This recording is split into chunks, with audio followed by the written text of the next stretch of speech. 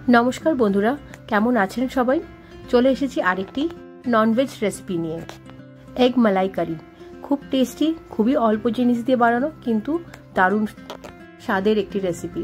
চলুন তাহলে আজকের রেসিপিটি শুরু করে ফেলি প্রথমে আমি মিক্সিতে ভালো পরিমাণে একটু পেঁয়াজ নিয়ে নিয়েছি আর তার মধ্যে আমি লাল লঙ্কা নিয়ে নিয়েছি এটাকে আমি এবার পেস্ট করে নিয়েছি এরপর কড়াইয়ে তেল দিয়ে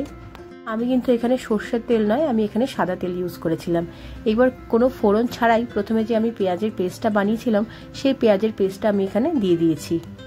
এই পেঁয়াজের পেস্টটা এবার বেশ কিছুক্ষণ আমরা ভেজে নেব আমি কিন্তু এখানে কোনো ফোড়ন দিইনি এভাবে করলেও একটু টেস্টটা একটু আলাদা হবে আপনারা করে দেখবেন অবশ্যই ভালো লাগবে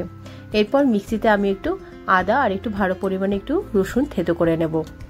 আমি এখানে দুটো বড় বড় রসুন আর 2 ইঞ্চি মতন আদা নিয়েছিলাম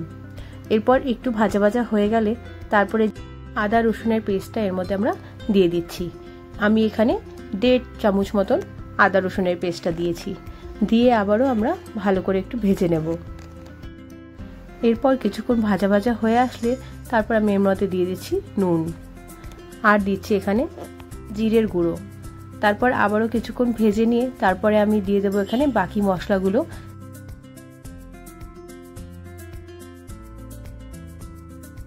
দিয়ে দিচ্ছি ধনে গুঁড়ো আর দিয়ে দেবো এখানে গোলমরিচের গুঁড়ো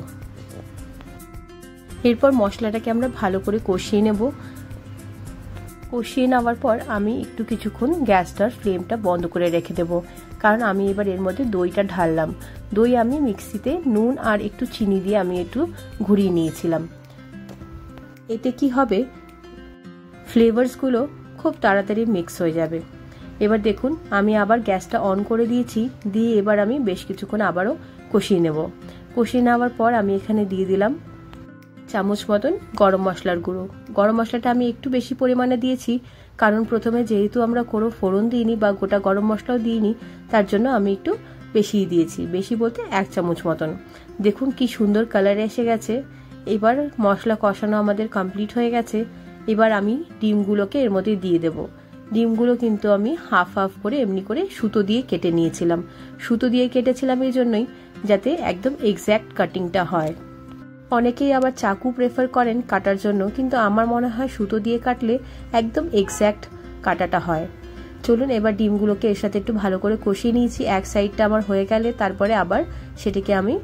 ফোক দিয়ে উল্টে নিচ্ছি এভাবেই করে ডিমগুলোকে আমি মশলার সাথে কষিয়ে নেব এই প্রিপারেশনের খুব একটি গ্রেভি হবে না আমি জাস্ট খুন্তিটা ধুয়ে হালকা একটু জল দিয়েছি এর মধ্যে যাতে একটু মাখা মাখা ভাবটাই থাকে বাস এবার প্রায় কমপ্লিট লাস্টে গার্নিশ করে দেবো ধনেপাতা দিয়ে